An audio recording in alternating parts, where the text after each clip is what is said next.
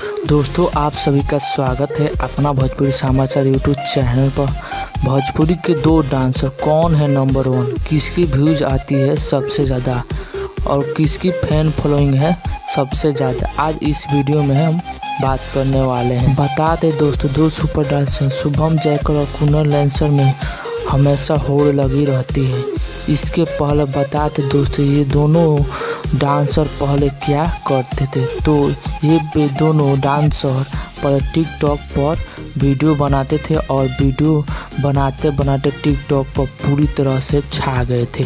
TikTok बंद होने के कारण ये दोनों डांसर टिकटॉक छोड़ दिया और यूट्यूब पर वीडियो लगे बनाने। तो दोस्तों, ये यूट्यूब पर भी छा गए हैं और यूट्यूब पर इन दोनों में हमेशा टक्कर लगा रहा है। जैसे कि इन दोनों डांसर में से किसी भी एक डांसर का वीडियो रिलीज हो जाता है, उसके तुरंत बाद दूसरे डांसर का वीडियो रिलीज हो जाता है। इन दोनों डांसर में हमेशा होड़ लगी रहती है। ये दोनों डांसर बहुत ही अच्छा डांस करते हैं, लेकिन इन दोनों डांसर में हमेशा टक्कर लगी रहती है। इन दोनों डांसर का वीडियो ध्यान से देखे हो तो बताइए कौन है नंबर 1 और किसकी डांस भोजपुरी दर्शक करते हैं सबसे ज़्यादा पसंद।